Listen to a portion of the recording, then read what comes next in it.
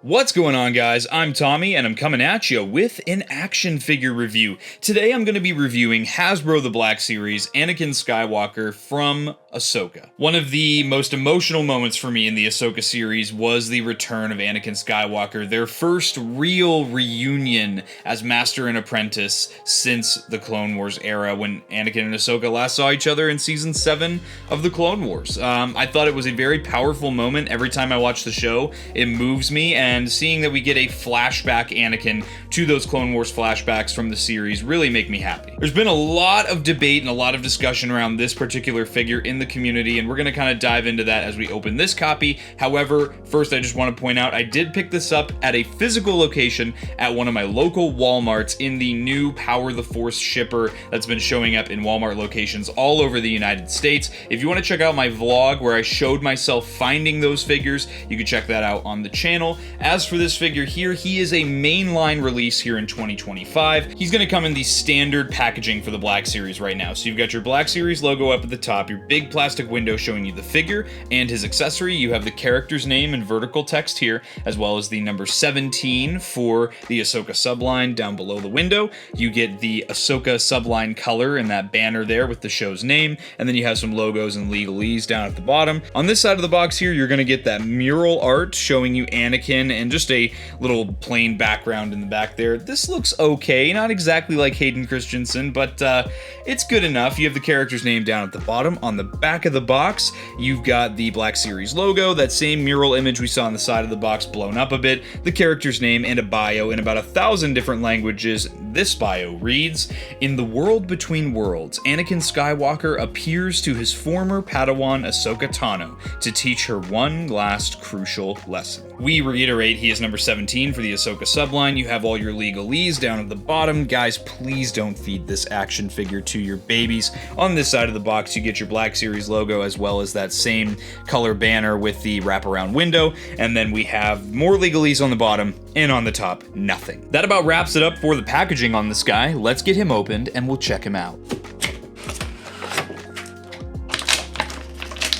Alright, here is Anakin out of the box. Before we check him out, we're going to check out the one accessory he comes with, this being his iconic, the Graflex lightsaber that everyone loves to talk about here. We have a very nice silver sculpt with some black paint applications, as well as some gold and some red throughout the hilt here. Very identifiable as Anakin's lightsaber. Very, very metallic looking, which I love. You'll see there is a little peg at the bottom here for the ability to clip this lightsaber into his belt.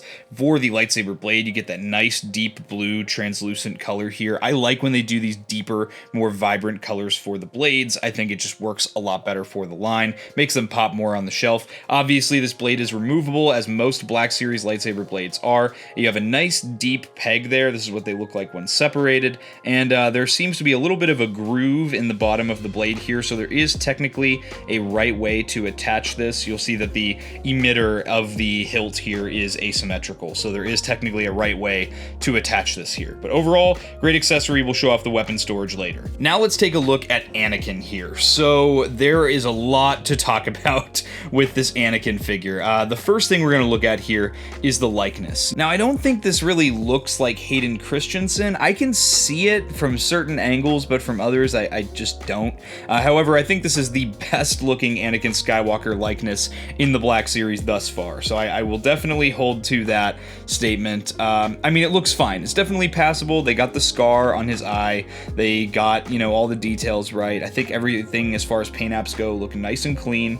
But yeah, as far as it goes, like again, if I turn his head to the side, I feel like it looks a little bit more like Hayden. I think maybe it's the eyes. I don't know. Who knows? On this scale, it's hard to get likenesses right anyway.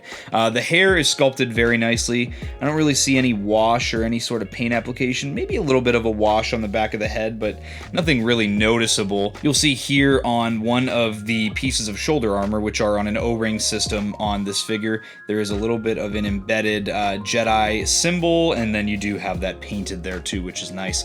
This is one of the most interesting parts of this figure, is that they decided to do these outer tunics in soft soft goods. Now, I am a big fan of soft goods generally when it comes to action figures. I think they tend to work a lot better, especially for posability, as opposed to sculpted plastic. So, honestly, so far out of box, I think I'm cool with this. As far as the stitching goes, I think everything looks good. I do know that on this specific character design that this V shape is supposed to go all the way down to the belt. It's not supposed to be connected above the belt at all. However, that's something I can easily get over. And centering everything is really nice because the belt, even though it's connected, like glued on the back, it is loose as an overlay on the front here. So you can actually have a lot of free range with these soft goods here and really move them around and bend them to your will as you please. You do have the armor here for the chest as well.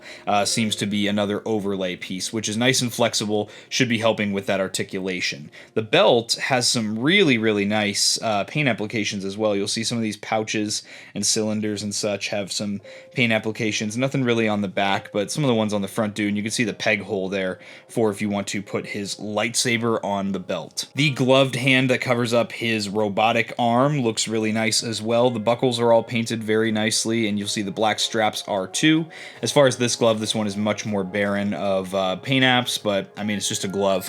What do you really expect? The soft goods seem to be 2 layers. So you have the more maroon looking one, which is the second layer, I guess, of tunic, and then the outer one, which is that nice dark blue, which I think everything looks good. It doesn't look like too jarring to me. And on my copy, I've seen some people's look really weird, but on my copy, mine looks really nice. I think it definitely gives off a good silhouette. And then down here at the legs, these are probably my least favorite part of this figure right off the bat. These are the Anakin Skywalker legs from like, what, 2013, 2014, from the original Anakin Skywalker figure, the ugly pinned double jointed legs with awful ankle joints that barely let him stand.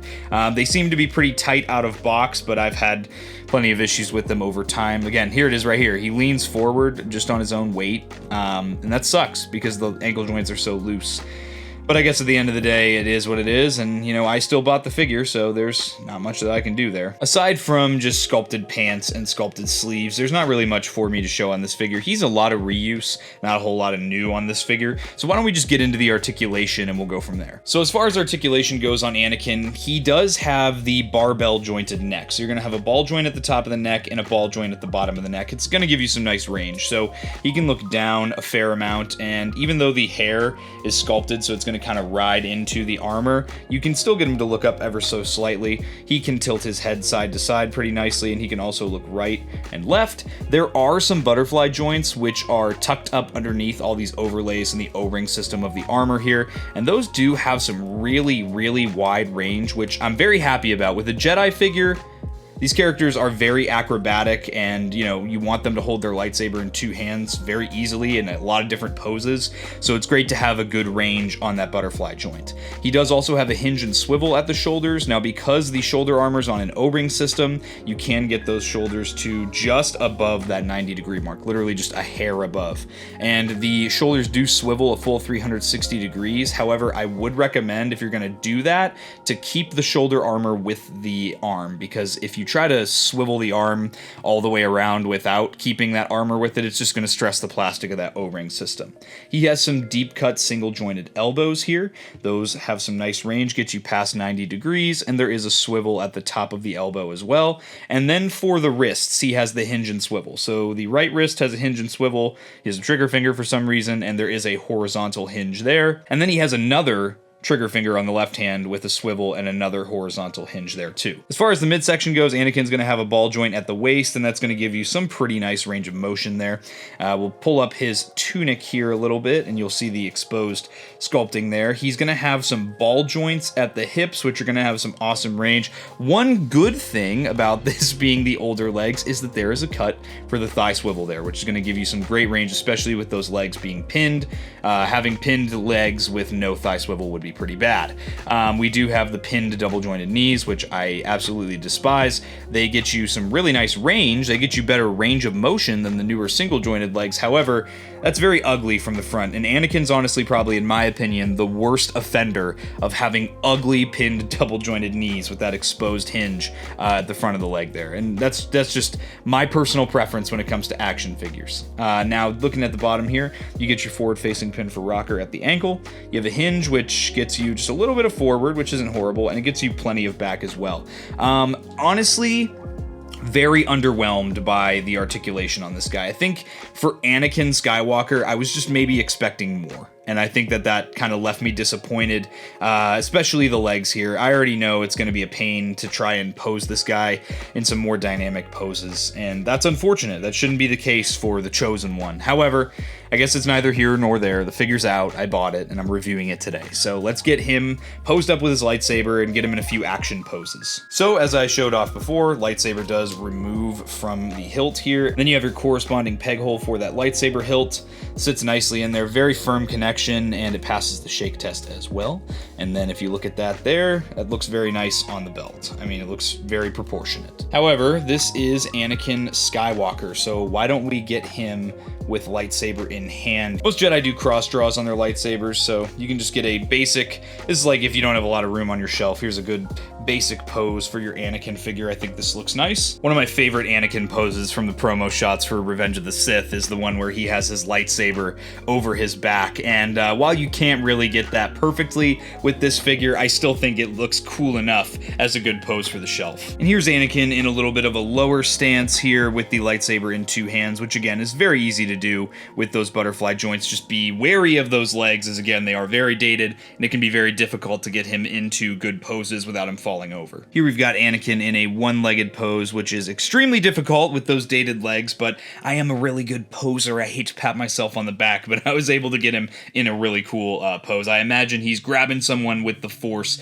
as he's charging towards them, maybe a battle droid or some sort of separatist general. But yeah, guys, that's pretty much all I have for this review. I've seen a lot of comments about how the overlays look, making him look like he has really long arms and his neck is really long, like just not very proportionate. I think my copy of the figure looks really good. However, I could totally see if the soft goods are not laying right in the box, how that could really mess up the aesthetic look of the figure. However, at the end of the day, even though the legs are very old and I feel like they kind of cut some corners on this figure, I do think that this is still worth a pickup, as pretty much every other Anakin figure from this era of his life in the line are very expensive right now. The previous Clone Wars Anakin is very expensive, as is the Revenge of the Sith Anakin.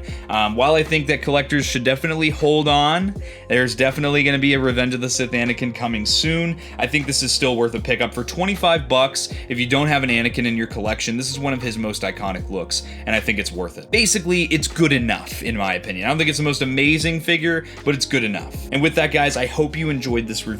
If you did and you're not yet subscribed, subscribe to Blitz Transmissions. I've got awesome Star Wars content coming out all the time. If you're an ARC Trooper in my Patreon, you would have seen this review early. If you'd like access to early content, monthly giveaways, and more awesome benefits, check out the link to my Patreon in the description below. If you're a fan of the reviews here on YouTube, or you just want to support the YouTube channel specifically, you can also check out the YouTube channel membership, Rancor Battalion. There's a link in the description below for that as well. You get exclusive badges, priority replies in my comments section, and you get to vote on what I review next in addition to those early reviews. And finally, guys, if you want some Blitz Transmissions merch, you can check out the Blitz Transmissions Armory over on Printify. Link for that is in the description below, as well as links to my Discord and all my social media. Guys, I hope you enjoyed this review. I'll catch you for the next one, and may the Force be with you. Breaking off all units. Fire at will. 1, 2, pick your targets. Too many, Captain. Watch your stabilizer, Gold 6. Anybody cover me. I got 2 vultures on my tail. Gotta hold them here. Watch your left. I can't shake them. I'm hit. I'm hit. Where's our reinforcements?